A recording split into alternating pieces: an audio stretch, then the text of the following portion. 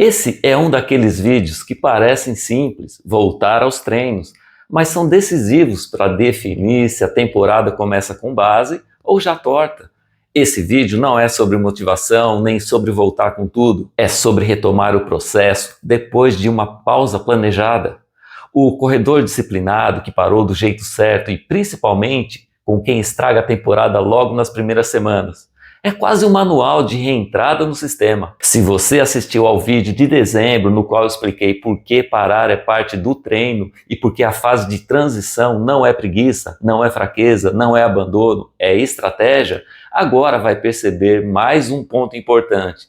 Saber parar não garante saber voltar.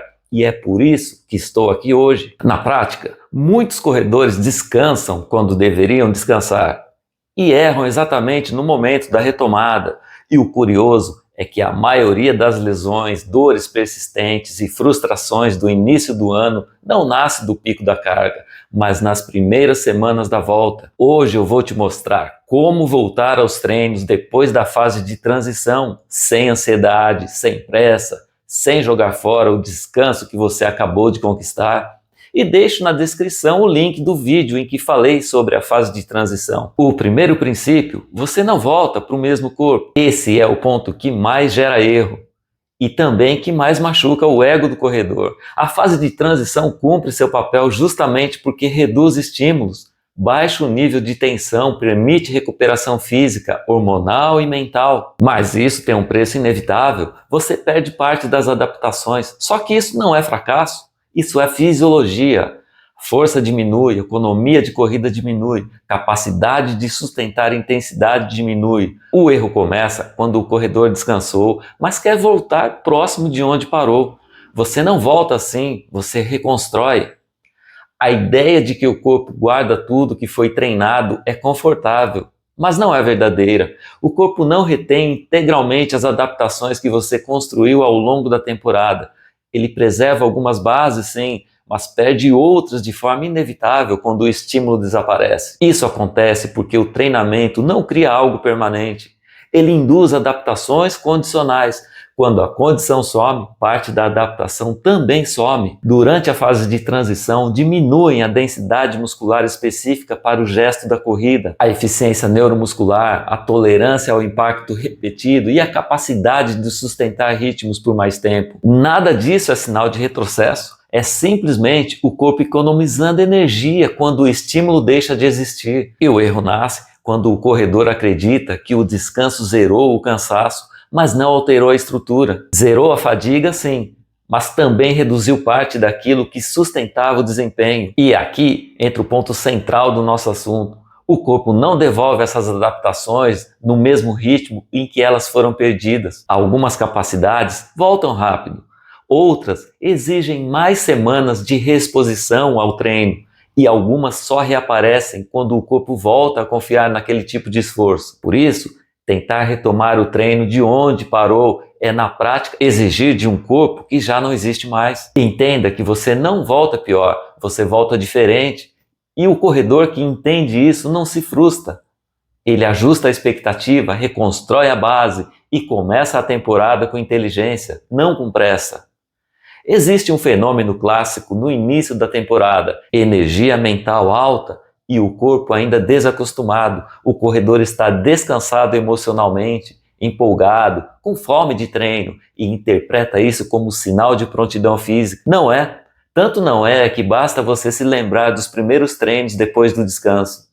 Tudo pareceu fácil no começo, a empolgação estava ali alta, o corpo respondendo, mas no dia seguinte ou 2 dias depois veio uma fadiga desproporcional, pesada, até desanimadora. Músculos que demoram dias para soltar, sensação de corpo travado, cansaço que não combinava com o treino feito. Aquilo não foi azar, foi o corpo cobrando o preço de estímulos fora da escala para o momento da volta. E se naquela época você não entendeu o recado, é exatamente disso que estamos falando aqui.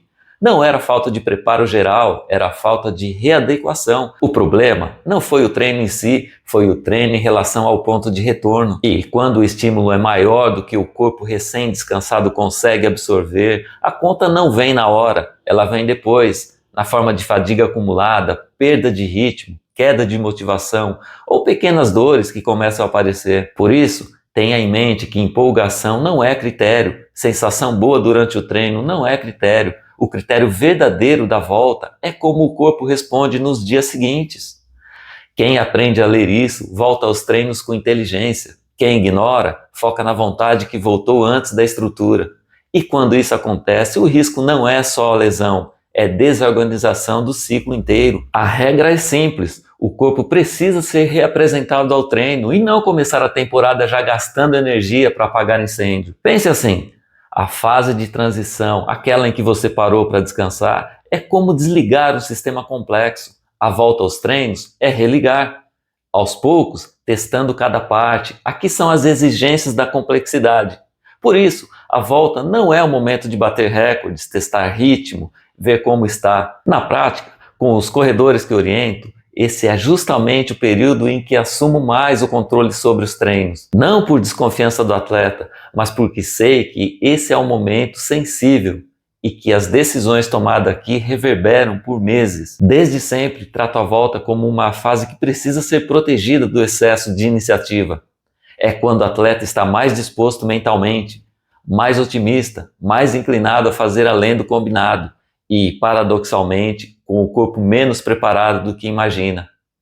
O controle maior nesse início não é para limitar desempenho, é para preservar o processo, porque eu sei pela prática que uma semana mal conduzida na volta, um estímulo fora de escala, um teste feito cedo demais, não atrapalha só aquele treino, ele compromete as fases seguintes, rouba margem de evolução e cria ruído onde deveria haver progressão limpa. A volta é momento de sentir impacto, observar a resposta muscular e reconstruir tolerância. Treino bom nessa fase não é o que cansa mais, é o que não cobra juros depois.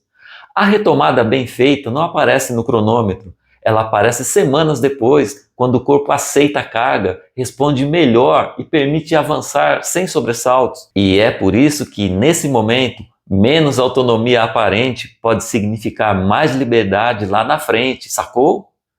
Aqui entra um princípio que eu uso muito com os meus atletas. Quanto mais frágil o sistema, menos variáveis você mexe. Na volta aos treinos, mantenha percursos conhecidos, ritmos confortáveis, volumes controlados, treinos previsíveis. Não é hora de inventar estímulo, misturar muitas intensidades, encaixar competição cedo. Você está ensinando o corpo a voltar a treinar, não testando até onde ele aguenta. Vamos a outro ponto onde o ego costuma atrapalhar.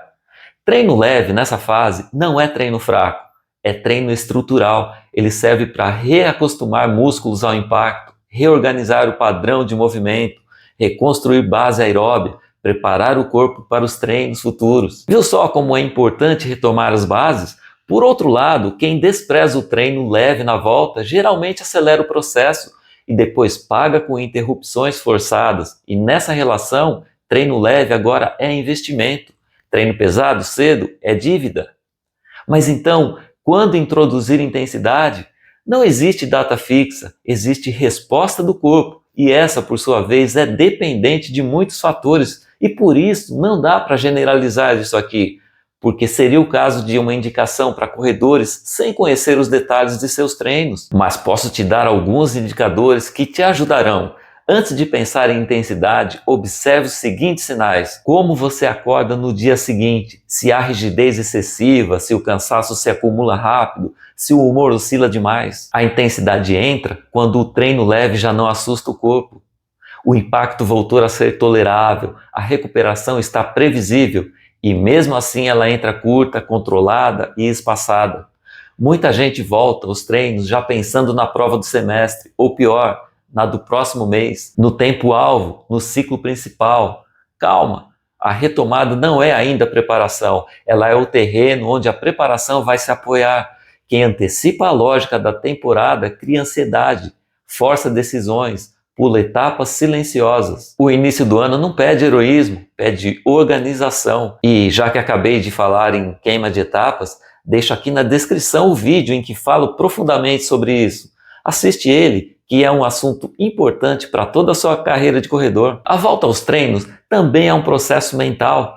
Depois de uma pausa, geralmente o corredor perdeu referência de esforço, perdeu rotina, perdeu confiança no ritmo, e tudo isso é normal. Por isso, a volta também serve para restabelecer disciplina, reencontrar constância, reorganizar horários, reconstruir identidade de quem treina. Não subestime esse processo. Sem ele, o plano técnico não se sustenta. A fase de transição termina quando você descansa, mas a temporada só começa de verdade quando você volta do jeito certo. Não com pressa, não com ego, nem com comparação. Voltar bem não é voltar forte, é voltar inteiro. Se você quiser correr bem ao longo do ano, aprenda a respeitar esse momento silencioso onde ninguém aplaude, mas tudo se constrói.